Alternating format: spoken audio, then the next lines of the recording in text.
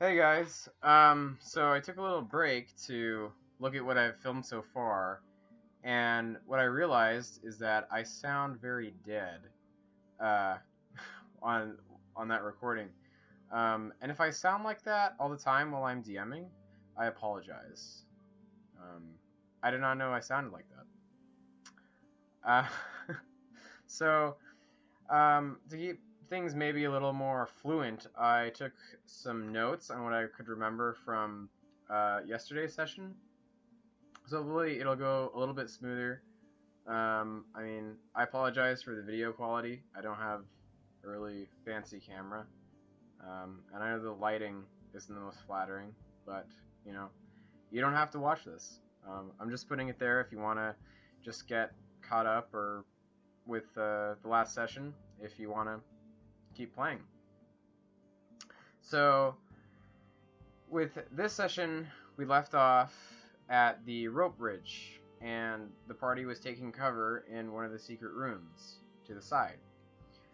Now, for this session, no one else showed up except for Alex, because we were hosting at his house, so he had to be there.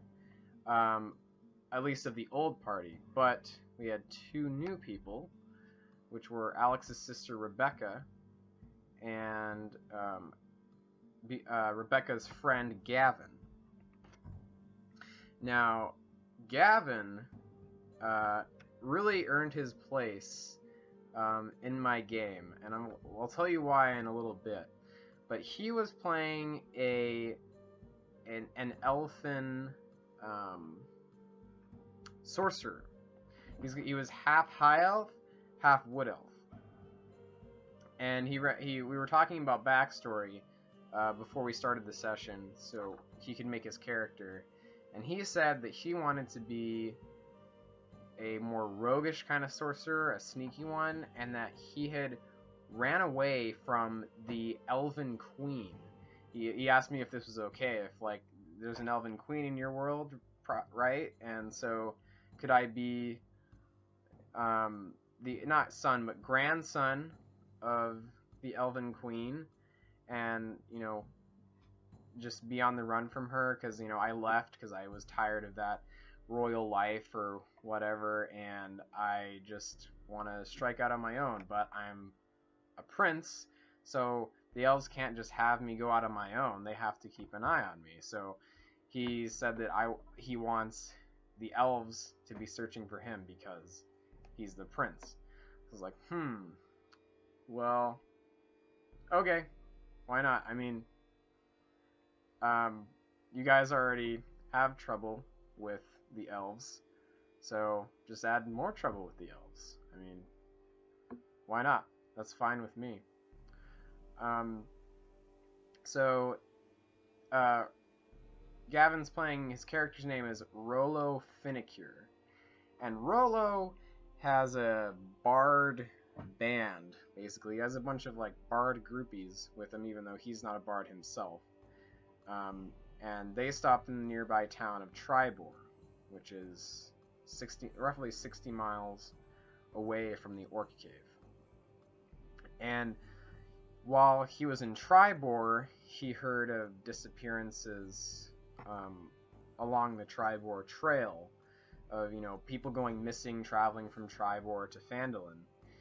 And so he said, well, there's got to be a reward in finding whoever. He sees signs posted on the notice board outside of the inn in Tribor, and he's thinking there's got to be some good coin in this. And in addition to that, he is searching for someone who, I won't give too many details on his personal backstory because I'm not sure how much he would want to reveal. But the idea is that he is in search of someone because he's on the run. He is searching for someone who has headed into the Sword Mountains. And the party is currently in the Sword Mountains. That's where the Orc Cave is, that the party is currently at. So they've gone, he's looking for someone who supposedly went to that area, and he needs to find them for some reason. So he splits with his bard groupies. He's saying, I know we have a good thing going, guys, but, this is important to me. this personal venture of mine, so I have to leave. And so he leaves Tribor, starts going along the Tribor Trail, and on his way, he meets Bianca, Rebecca's character. Bianca is a half-elf druid, another half-elf in the party. I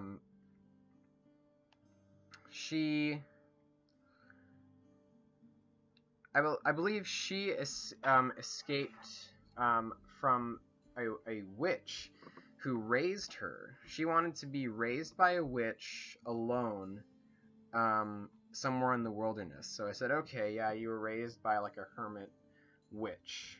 And but Rebecca said, well, I found out that this witch actually had evil intentions for me. She's raised me to be an instrument of her will, and she's trying to brainwash me to destroy the nearby town of Tribor because of some vengeance that she has against the people of Tribor, and probably the plot extends beyond that. So Bianca says, I escaped from her because I eventually, while soul searching, figured out that I don't really want to be an instrument of destruction for this witch's vengeance. I want to be, an instrument of good in the world. So she ran away from this witch who raised her. And the witch who raised her name is Morgause. So that's just a little bit of information there. So Rolo, because he's kind of a scoundrel, he ends up like casting a spell on a squirrel while taking a rest off the trail in the forest, and Bianca catches Rolo messing with this squirrel, and Bianca is a druid, so she is not happy about Rolo messing with this squirrel, and so she says, hey, stop messing with the squirrel. And so Rolo's like, oh, sorry, it was just a bit of fun, it wasn't really kind of hurt the squirrel. So they kind of like start talking, and they eventually hit it off, and Rolo finds out that Bianca is fleeing the woman who raised her. So they're both kind of fleeing from parent figures. And so they said, well, why don't we travel together for now? That's basically how they got together. So while traveling along the road together to get on their journey, they discover the carriage that the party found earlier that belonged to the merchant, who the orcs had carried off to their cave, where the other party is currently at. So they found it. They found the bodies and like the little girl's doll by the wrecked carriage and the bodies of the guardsmen. And so like, well, this looks like a bad scene, and Rolo says, these tracks of whoever ambushed this carriage, these tracks lead toward the Sword Mountains, and I'm searching for someone who's gone to the Sword Mountains. And Bianca says, well, I suppose I'll stick with you for now. It's in the opposite direction of, where I came from, so I want to get as far away from there as I can. So Rolo says, alright. So they head off toward the Sword Mountains, following this trail left from the carriage, and they eventually get to the cave, where the party is currently at. And so they explore a little bit. They explore the room where they meet Edmund and Lance, and so they have a little discussion in the what was the wolf room. And Edmund at this point has laid out a feast for himself. He's unpacked a lot of food from the crates in the corner, and Lance just sort of watching him eat. And so they run into them. These guys talk it out, and they say like, why are you here? Why are you here? Rolo says, I'm looking for someone, and they say, well, we came after the orcs, blah, blah, blah, blah, blah. So then they decide, all right, well, let's rejoin the party in the, wherever they went. Like, we're going to go, Lance actually knows where they are, because he was there when they entered the room that was the puzzle, or the riddle. And by the way, I forgot to mention in the last video what language that riddle was in on the stone door, because it wasn't any of the common languages. I forgot to say that Althea figured out that it was ancient Thracian, and the Thracian is the language of the Empire, which fell 300 years ago. So it's kind of, she was able to figure it out because it's similar enough to common that you can sort of figure it out if you really try. It's kind of like if you compared like modern English to Anglo-Saxon. It looks very different, but it shares some similar, you know, grammar rules and letters, or like Greek to Latin.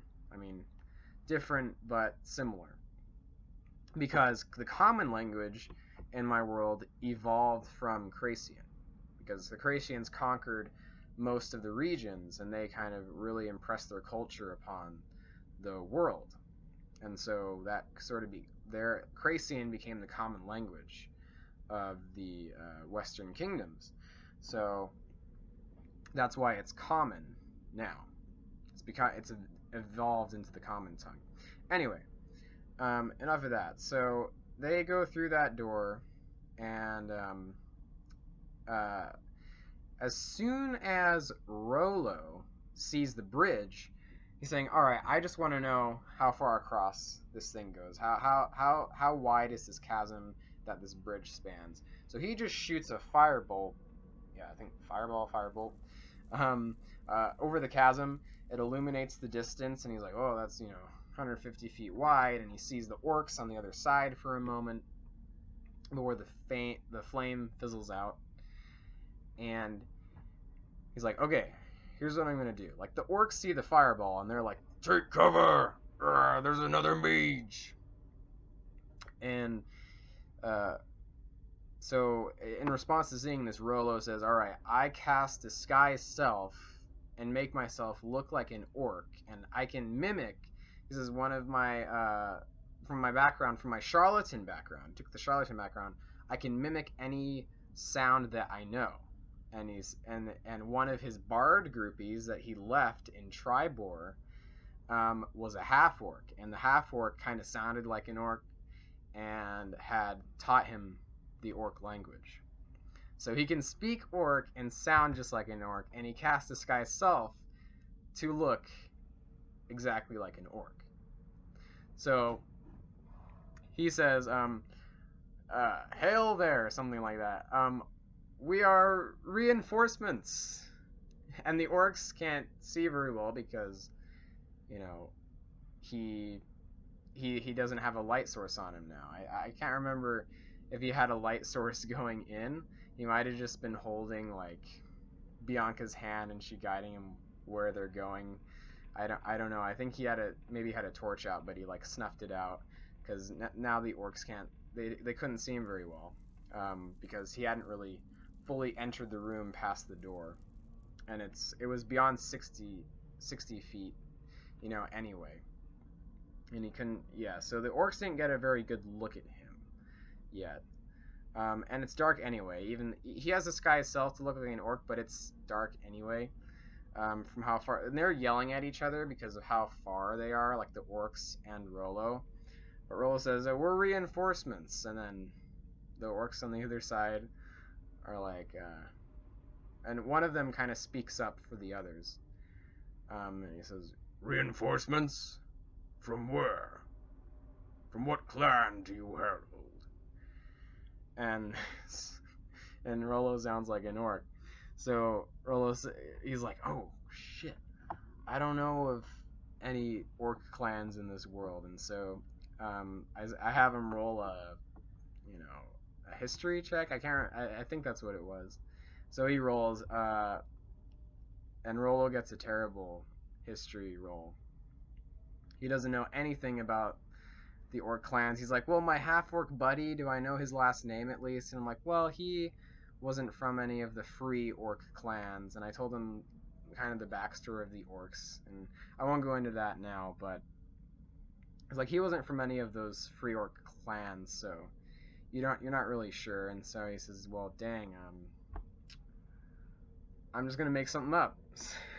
So he says, and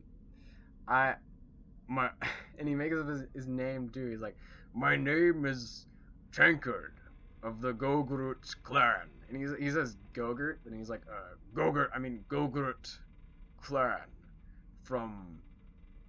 And then like the orc who's shouting from the other side says, Grogurt clan? I have heard of no such clan. From which land do you herald?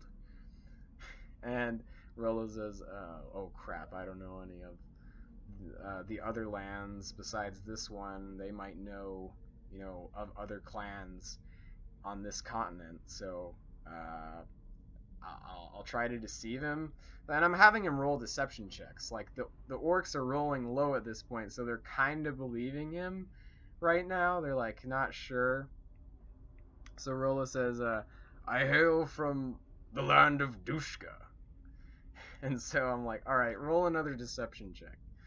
So, Gavin, playing Rolo, rolls. He gets an 11, so it's not very hopeful. And I roll behind the screen for the orcs' insight check. The orcs get a 4. And so at this point, I'm like, well, is it very realistic that the orcs would buy this? I don't know, but they got a pretty poor roll. And I'm saying, if Rolo manages to pull this off, this would be pretty awesome. So the orc, speaking up for the others on the other side of the bridge, buys Rolo's bullshit and says, and probably thinking that if the land of Dushka exists, but she doesn't know because he rolled poorly, and if this Grogurt clan does exist, he doesn't want to sound stupid in the orc's mind. So the orc says, very well, Tankard of the clan Grogurt from the land of Dushka. And he says, come to the other side, and help us against these, or I don't know if he said come to the other side. He said something like, aid us against, some intruders came by, an hour ago, because at this point, the party who's hiding in the secret room is taking a short rest. And the orcs have not crossed the bridge yet. They're just kind of have their bows trained on them from the other side of the bridge, sort of listening to see if they'll come out on the other side. And so Rolo, Gavin playing Rolo, gets an idea in his head, and he says, I bet you all are famished over there. And so that, like,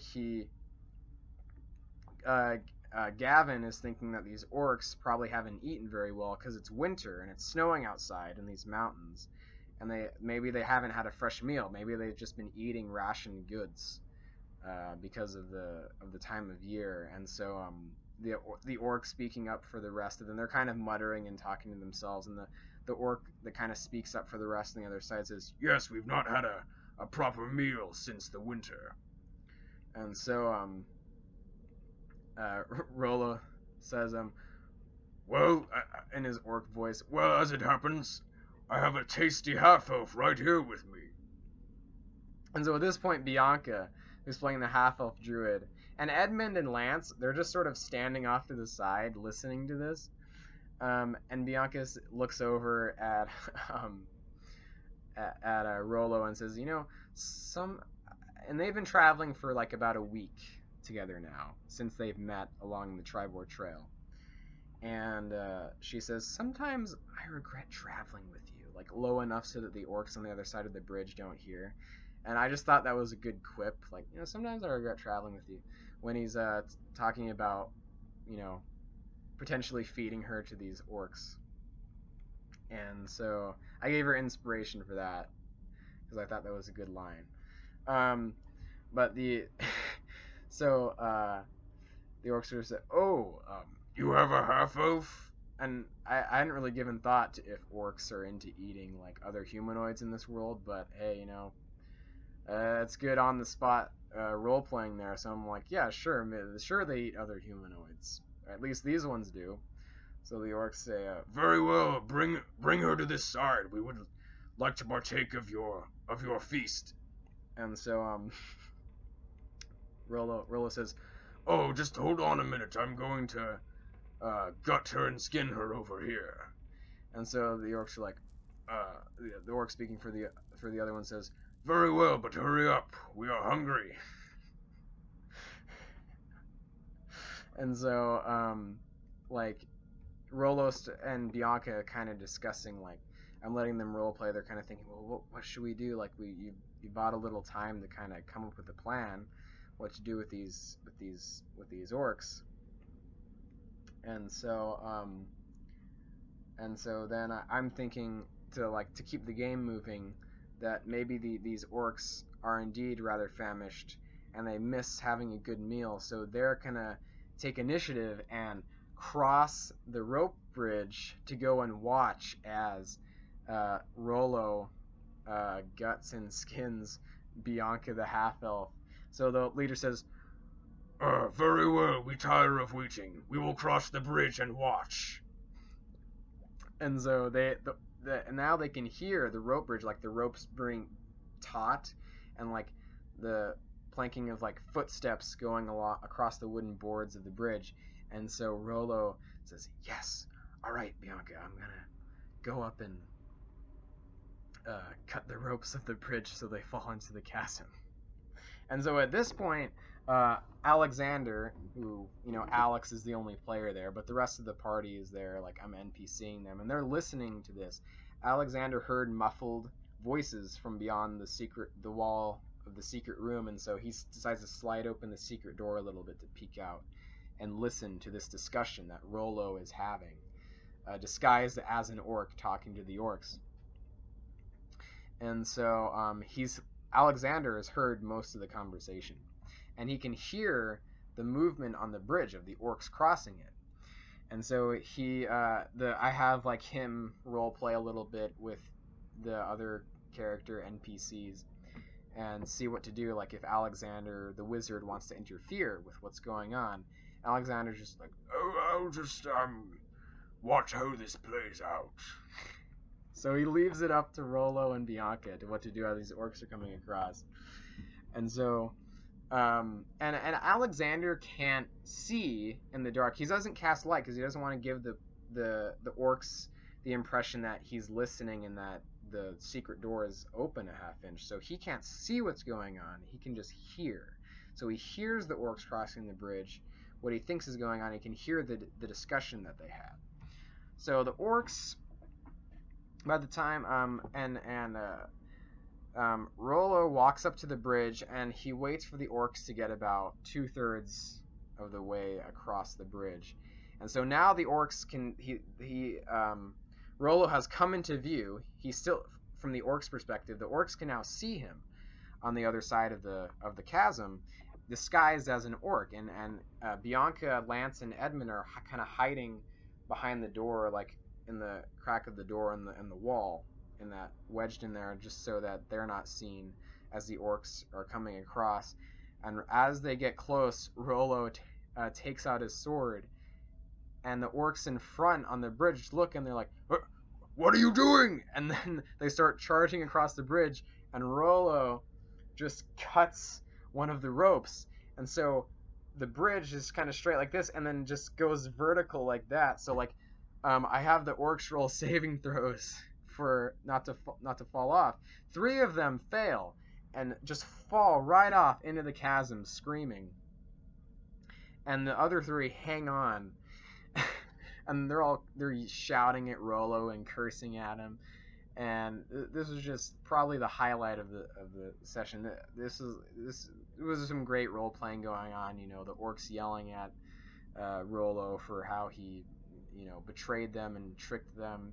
Like, why would an orc, you know, betray us? And so Alexander's listening to this because he can't see Rolo. As this guy's an orc, he's like, an orc betraying the other orcs? This is interesting. And so Rolo decides not to cut the other rope of the bridge because he still wants to leave a rope so that they can still like climb across the chasm on it. He doesn't want the bridge to be completely destroyed. And so at this point, I have them roll initiative. Now that Alexander, thinks that he decides to exit the secret door because he gets the sense that the orcs probably don't have the upper hand at this point, and he goes toward the bridge and casts light on the situation. So Althea, she gets, I can't remember when she went, she shoots one of the orcs still hanging onto the bridge. That one falls. And Rolo casts Hold Person on one of the orcs, and so the orc becomes paralyzed. And so we weren't really sure if the orc, if he was paralyzed, would still be able to hold on to the last rope of the bridge or not while he was paralyzed. But I'll just have him roll a saving throw to see if, even while paralyzed, if he would be able to hold on. And I thought probably not. So he fails, and that orc falls. So there's only one left holding on to the bridge now.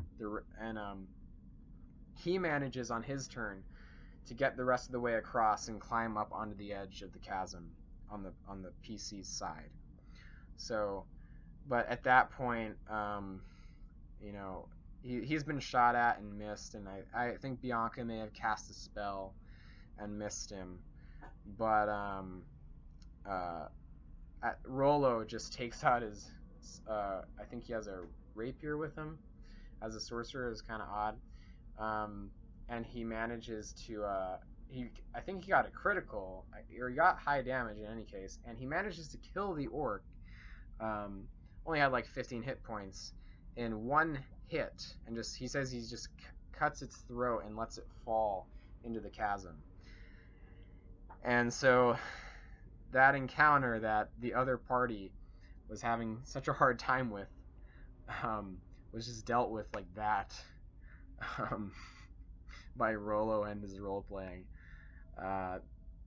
And so the rest of the party, they kind of talk and say like, who are you? And like, you're a half elf, Bianca's a half elf, and Rolo's an elf. Like, are you maybe with the elves? And like, so the parties kind of question who they are and whatnot, and they eventually kind of figure out that Rolo and Bianca kind of convince them that they don't mean the party ill will. And then Alex, playing Alexander the Wizard, just kind of comes up with a reason so I won't have to role play all the people who aren't there. He says, well, what if the rest of you, and he's saying this in character, what if the rest of you go to Tribor and we'll meet up with you later? And he explained why the rest of the party should leave for the time being, and they should handle the situation with the orcs. And he's saying, you should go on and try to find Radith with the Corsairs. Maybe he was alluding to that, I'm not sure. That maybe you should try to go to Tribor and rest there, and maybe after that continue on and try to find Radith to kind of get the situation with the elves under control. Maybe Radith, who is Althea's kind of mentor, would be able to, and Tiara is gone, so I don't think Althea is ever going to be played again, but in her backstory, Radith is her like mentor, and he is an elf. So the party's thinking that maybe if they contact Radith, that he might be able to smooth out their situation with the elves somehow.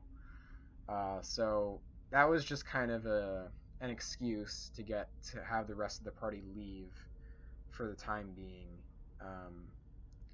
And we can come up with some reason for why, if people from the old party return to play, why they would decide to, not leave the cave entirely and to come back. Maybe they change their mind as they're leaving, so they can rejoin the game.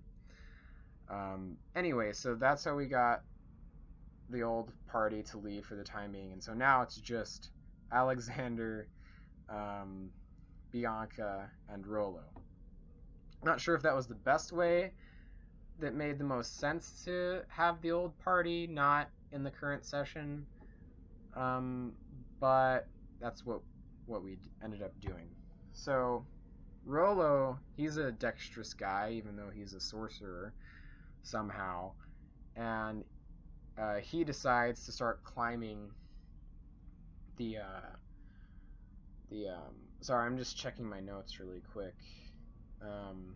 But Rolo starts climbing across the bridge with the one rope, because the bridge kind of hanging like this vertically now, because Rolo cut one side of it. So he starts kind of shimmying across. And so then Bianca's thinking about doing the same thing, but then Alexander's saying, you know, I'm an old man, and I don't know if that would go so well for me. And so he starts thinking about it. He's like, I don't know if it's safe for Alexander to try to shimmy across this rope. And then he has an epiphany, and Alex remembers, he's like, oh, Alexander has mending. I can just cast mending on the bridge. So he grabs the rope that was cut and puts the sides together, and he casts mending, and the rope just kind of knits back together. And so then the bridge goes from being vertical to going back like that again because the rope's fixed. But while this is happening, Rolo was climbing on the remaining rope, so he gets like whacked in the stomach as the bridge mends itself, and he starts sliding off the other side head first. Alright guys, sorry about that. My mom just got home. So I had to move to my shed of a room, literally. But anyway, as I was saying, I believe I left off when Alexander the Wizard mended the bridge. While this happened, Rolo was caught off guard, and so he starts going off the edge of the bridge. Like the bottom hits him in the stomach, and he goes like, ah, and he starts going over the bridge. He gets a really bad roll on his saving throw to not fall into the chasm. So but then he's like, I have this thing from Fey ancestry because I'm an elf. Can't remember exactly what it did, but basically he got another saving throw, advantage or something. But the catch is that if he uses that, the next time he casts a spell, he has to roll on the wild magic table, because that's the kind of sorcerer he is. He has wild magic.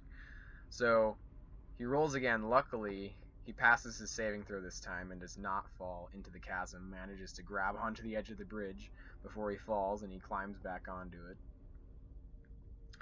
And so then, after that close call, the rest of the party, Bianca and Alexander, they follow Rolo across the bridge.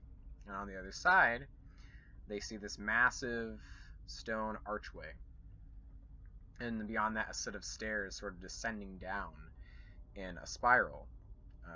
And this is where the orcs were standing while they were shooting the party earlier.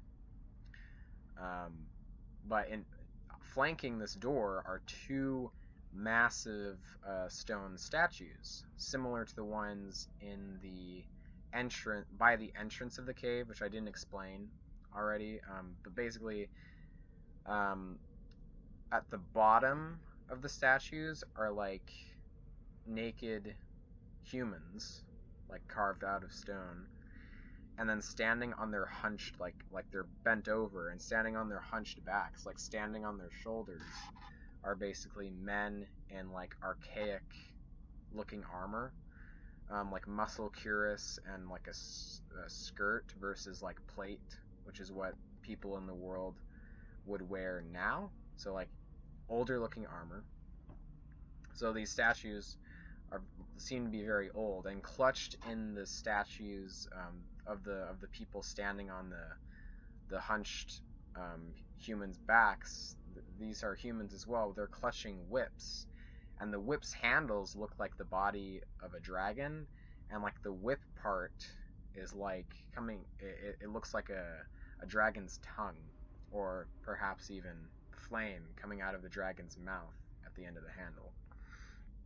And so Rolo and Alexander, they say, you know, we're kind of curious about these statues. So they roll a history check. They figure out that these statues look like other statues in architecture carved out by the Empire, which fell 300 years ago. It's like, okay, so this place, whatever it is, this underground place was probably, you know, at least parts of it that aren't natural carved out by the Empire a long time ago, for whatever reason. And they see old sconces flanking the door by the statues as well, where torches would have been, but there's no torches there now. So they continue on, and they descend this massive spiral staircase beyond the big stone archway, flanking these like 20-foot tall statues. That's how big they are. And so they get to the bottom, and then they get to a large passage, like the ceiling of the passage at the bottom, and they're going down for a long time. Like the air gets colder as they're descending the stairs, making Alexander's old joints kind of seize up and get sore. And so eventually when they get to the bottom, they're in this massive passageway. Like the ceiling is probably, you know, 100 feet high for Rolo, who can see that far. You know, Alexander and Bianca can't. So they just see the ceiling go up like is darkness. And so they see one passage close that curves off to their left, another one that's a bit further down that curves off to the right, and then there's just the passage that continues straight. And these passages are less straightly carved. They're a bit more natural looking, not as finely cut as the passages by the entrance room when the first entrance of the cave. So they hear some like clanging, like of like metal on rock coming from the left passage, and so they say, well, we want to see what's over there. We want to check out that noise. So Rolo decides he wants to be sneaky, and he says he wants to go scout ahead and report back to Alexander and Bianca what's in the room. So he rolls stealth. He sneaks in through that passageway.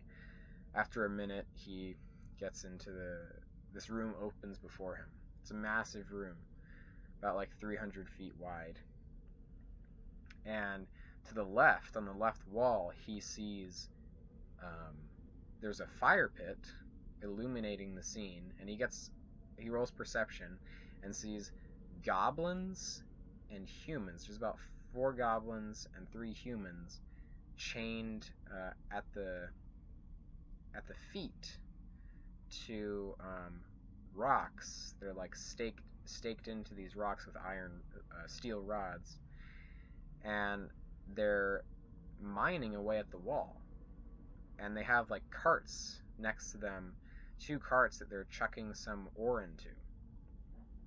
And Rolo doesn't really bother to see what kind of ore it is, but he also sees around the fire pit a pair of orcs on wargs, seemingly keeping watch over these assumed like slave miners, these goblins and humans. So Rolo's like, okay. And then I say that he also gets high enough perception. He sees, you know, maybe like 150 feet away, a cage hanging from a post that kind of goes like that, and the cage is hanging down from here. And there's something inside of it, about the size of a human, maybe bigger. But he can't really quite see who or what is inside of this cage from the distance at this time. So he says, all right, I'm going to go back and report to Alexander and Bianca. So he does that. He tells them what's in there. And so Rolo's like, I want to see what's in the cage. And the cage is like on the opposite end, on the other side of these, you know, the miners and the orc sentries who are guarding them. So he says so they devise a plan that Alexander and Bianca are going to distract the orcs on the wargs while Rolo sneaks around and examines this cage and who or whatever is inside of it. So Rolo begins sneaking down the passage, and so there's like kind of a bend in the passage, and so Alexander and Bianca are peeking out from behind it, looking into the room. And so when Rolo gets to the like entrance of the room, he said beforehand he said, "All right, when I'm ready for you to give off the distraction, I'll give you the signal." And so Alexander and Bianca are like, what's the signal? How will we know? And he's like, just trust me, you'll know the signal. So at this point, he's about to start sneaking around past the orcs.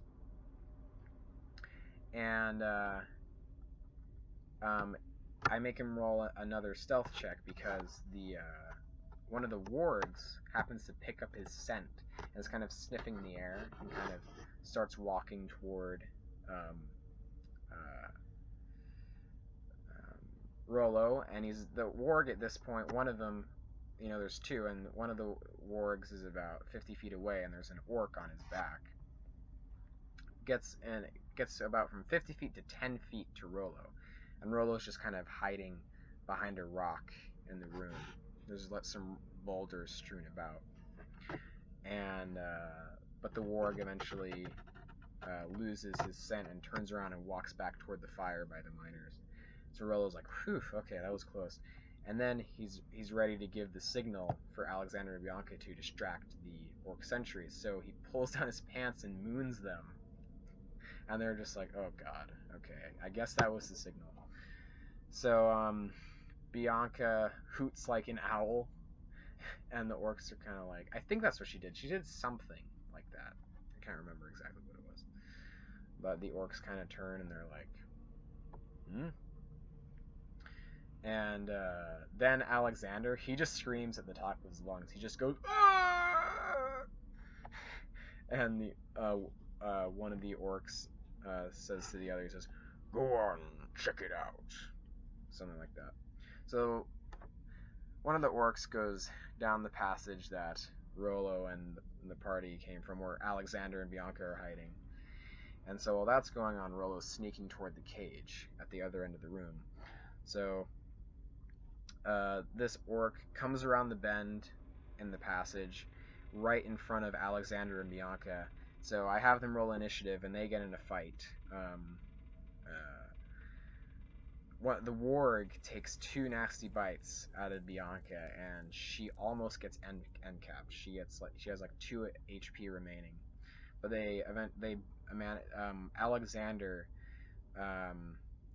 manages to make the orc fall asleep before the fight even really started. The orc just kind of said, "Escaped slaves, get back to your posts," and pulled out a sword, and then Alexander just cast sleep on him. And he said something smart, but I forget what it was. And so the orc falls asleep right away, but the warg still had the chance to injure Bianca. So while this is happening, Rolo reaches the cage at the other end of the room, and now that he has dark vision, so now that he's close, he can see that in this cage is an old looking orc. He has a white gray beard and hair, and he appears to be missing an eye. There's like dried blood on one of his cheeks, like below his eye, and he looks kind of beat up. And this orc just kind of like raises an eyebrow and says, "Are you a slave? You should get out while you can. Leave before they find you." And so Rolo says something. I don't even think he bothered to ask why the orc was in the cage, but he examines the cage a bit more, and he sees that there's a rope attached to the bottom of the cage, and this rope is attached, and now that he's close enough, he also sees that below the cage it just drops off there's a ledge, and the cage is over this underground like lake, this very large underground pond, and the post is kind of like that, and then there's the cage hanging down off the edge of the ground over this lake. And so Rolo sees that the rope is connected to the bottom of the cage, and the rope is also attached to a lever on the ledge. And so he figures out that, oh yeah, if you pull this lever, it'll probably release the bottom of the cage, and whoever's inside of it will fall into the lake. And he's curious why the orcs would set something like this up. And so he doesn't really examine the lake much further, but he says really quickly to the orc in the cage, hold on to the bars, and then he just pulls the lever, and the orc didn't quite get the chance for that to sink in, so I had him roll a saving throw, and he does not catch the bars, and he goes falling towards the lake, but he manages to catch onto a ledge, a rock outcrop about 20 feet down. So the orc is hanging on this rock outcropping, and he says, well, now I'm going to have to kill you for that, oaf. And he starts climbing back up the ledge, and he gets back on top. And now at this point, Alexander and Bianca's healed a bit after the fight with the warg and the orc sentry. And so Alexander and Bianca run into the room, and they see the other orc sentry, and Rolo takes notice of this as well, and so he doesn't really say anything more to the orc who he just freed, and turns around and yeah, I think that's how it happened. And he turns around and he casts a spell. I can't remember exactly what spell it was. I think it was like magic missile, witch bolt, some kind of a spell that required a ranged spell attack. So he aims at the remaining orc sentry, and the orc is surprised. He's like, what? And like he's surprised at being hit by Rolo. He was paying attention to the door where Alexander and Bianca came out of, because his buddy went over there to see what was going on. And so Rolo, because he used Fey Ancestry earlier, whatever that ability was, required him to roll a wild magic when he next uses a spell. So, and he casts the spell at the orc sentry, and he has to roll on the table. Oh, and just before that, I remember now, the orc with the one eye, the old orc, he said, I think Rolo may have asked him really quickly, like, why are you in that cage or something? Or I don't know. And he said, or the orc may have asked him a question, and Rolo may have ignored him. The orc said, well, very well. We will talk later. But for now, I will claim my revenge. And he points at the remaining orc sentry, and he says, here's mine. But Rolo kind of ignores that and says, no, I'm just going to attack him anyway. So Rolo casts a spell and kills the orc sentry in one hit, because of the massive damage that he did with whatever he cast. Can't remember what it was. The orc dies, falls off the warg, and the warg turns around and looks at Rolo. And one of the missiles from Rolo's spell hits the wall next to the miners. It doesn't hit any of the slaves, the goblins and the humans. It just kind of breaks some rock loose and scares them a bit. And so because Rolo's cast a spell, he now has to roll on the wild magic table. So he rolls, and he instantly polymorphs into a sheep. And so now he's, Rolo is a sheep standing next to this orc who he just freed, doesn't know why he was in the cage, what exactly is going on with these orcs enslaving these goblins and humans. And Alexander and Bianca are just sort of standing there watching Alexander and Bianca watching Rolo standing there as a sheep with this orc, and about to potentially get attacked by the warg. So that's where we cut it off for there. But, yeah, I mean, I know this wasn't the best video quality. I know I kind of ramble a bit, but I don't know. I just thought it might be better than me trying to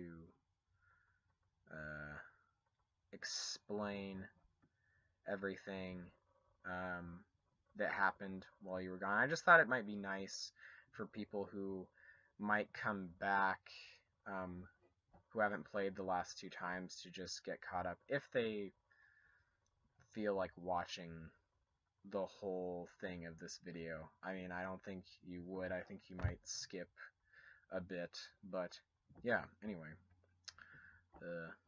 that's it.